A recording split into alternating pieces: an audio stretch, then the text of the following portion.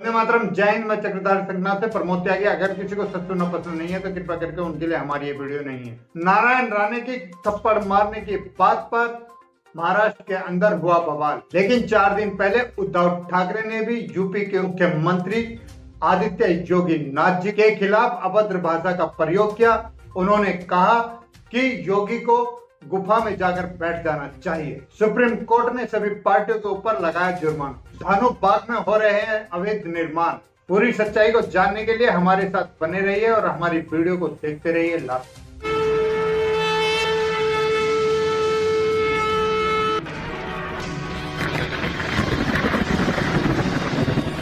आज कोहली समाज ने नारायण राणे के पक्ष में उद्धव ठाकरे के खिलाफ नारेबाजी की। जगह जगह पे कोहली समाज बाहर आया और उसने उद्धव ठाकरे के विरुद्ध नारेबाजी की और सरकार को चेतावनी देते हुए कहा कि ठाकरे परिवार बिहार से आया है, ना कि महाराष्ट्र का है, और हमारे राणे महाराष्ट्र की धरती के हैं और महाराष्ट्र के हैं और ये वीरों की धरती है। यहाँ पर शिवाजी महाराज की जन्मस्थली है और इस तरह का आरोप राणे पर लगाकर जो उद्धव ठाकरे ने किया है उसका अंजाम उन्हें भुगतना पड़ेगा। मनपा का चल रहा है धड़ल्ले से धांधलेबाजी हो रहे हैं। जगह जगह पर अवैध निर्माण। धानु बाग में भी ऐसी कई जगह है जहां पर अवैध निर्माण हो रहा है और सत्तारूढ़ पार्टी के कारपोरेटर और विपक्ष के कारपोरेटर एक साथ मिलकर ये कार्य करवा रहे हैं। धानुबाग जादवपाड़ा में भी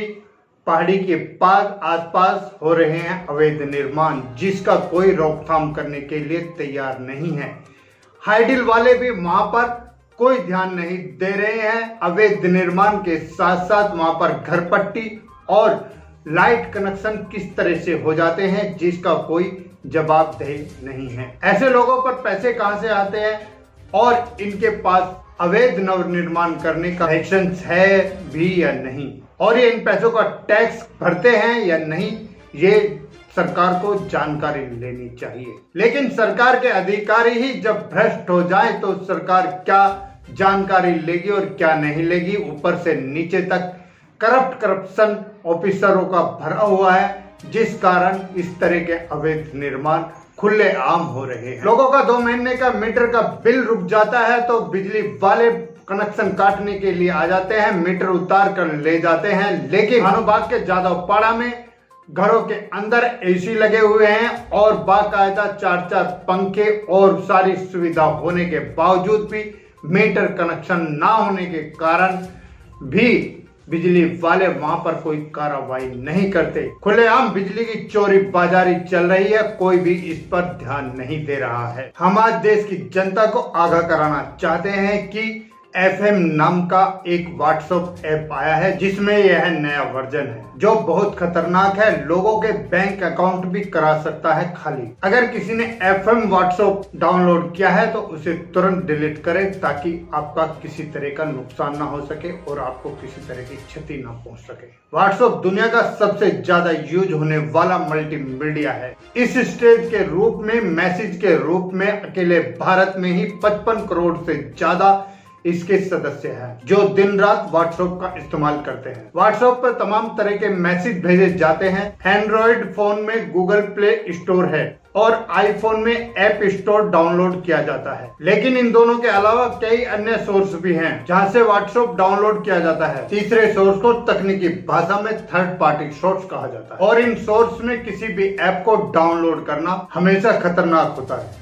अब व्हाट्सएप का ये नया वर्जन खूब वायरल हो रहा है, अपने फोन में लोग इंस्टॉल कर रहे हैं, लेकिन यह आपके लिए बहुत ही खतरनाक है। सबसे पहले तो हम आपको बताते हैं कि क्या है FM व्हाट्सएप ऐप। इसी से आपको आगाह करते हुए आपको जानकारी देने के लिए हम आपके सामने बताने जा रहे हैं कि इस व्हाट्सएप ऐप से क्या आपको हानि हो सकती है और क्या आपको फायदे होंगे।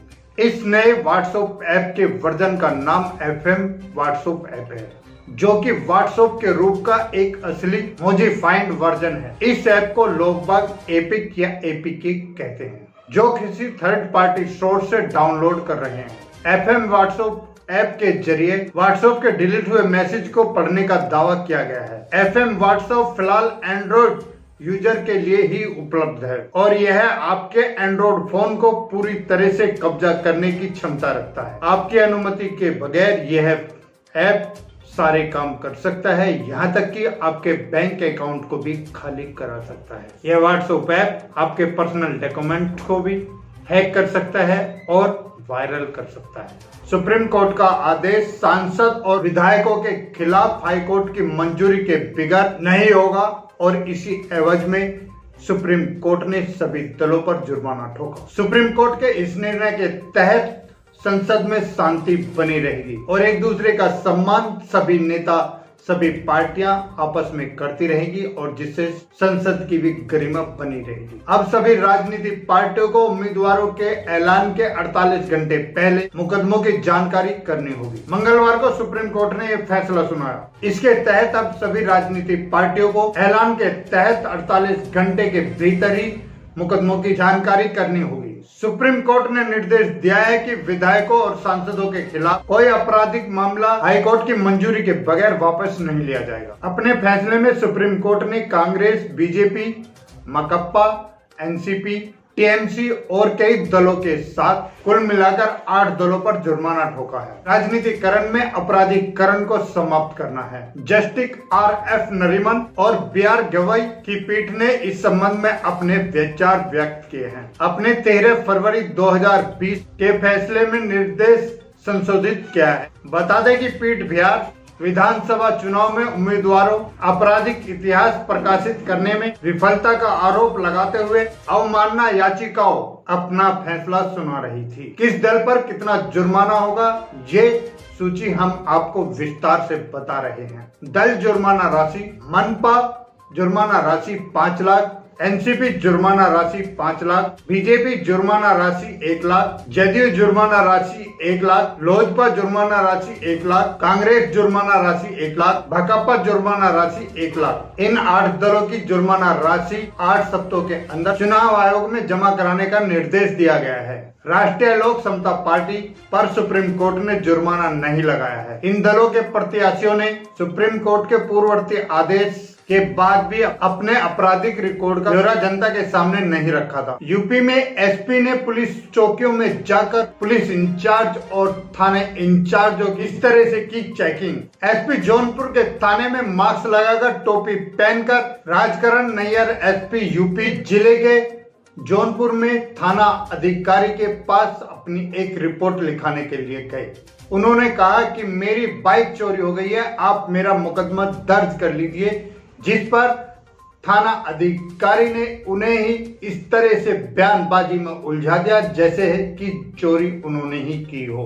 थाना अधिकारी ने एसपी साहब से इतने सवाल पूछे कि एसपी को भी लगने लगा कि जैसे बाइक उन्होंने ही चोरी की हो। एसपी को लगा कि थानेदार मेरे ऊपर ही बाइक चोरी का आरोप लगा रहे हैं। इस तरह का थानेदार का व्यवहार देखकर एसपी ने अपना असली रूप दिखाया और तुरंत ही थानेदार को निलंबित कर दिया और उन्हें बहुत नसीहत किया कि तुम लोगों की वजह से ही पुलिस फोर्स बदनाम होती है। और इसी तरह से एसपी साहब ने 5 थानों में जाकर रेकिंग की, जहां 2 थानों में और 2 लोगों को निलंबित किया गया, क्योंकि सभी अधिकारियों को उत्तर प्रदेश के सीएम योगी आदित्यनाथ ने खुली छूट दे रखी है कि देश की रक्षा के लिए आपको जो कदम उठाने हैं, प्रदेश की रक्षा के लिए आप वो कदम उठा सकते हैं। इसलिए आज कोई भी बड़े रैंक का ऑफिसर किसी मंत्री के दबाव में होकर काम नहीं करता, बल्कि देश और प्रदेश की रक्षा के लिए काम करता है। ऐसे आदेश उत्तर प्रदेश के सीएम योगी आदित्यनाथ ने उन्हें दे रखे हैं।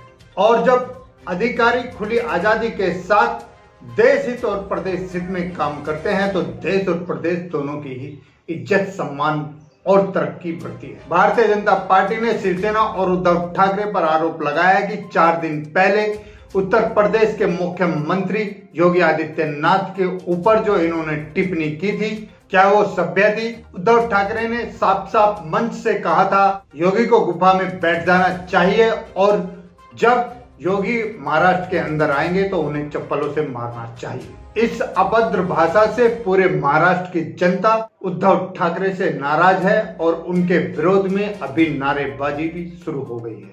उद्धव ठाकरे भूल गए कि एक सीएम को एक सीएम की गरिमा का सम्मान करना चाहिए। इसी के साथ देश की सच्चाई के लिए, देश के लिए जीना, देश के लिए मरना। अगर आपको हमारी ये वीडियो अच्छी लगी हो तो लाइक करें, शेयर करें, कमेंट करें, सब्सक्राइब करें और बेल आइकन जरूर दबाएं। अभी मैं अपनी वाणी को विराम देता हूं। वंदे मातरम, जय हिंद।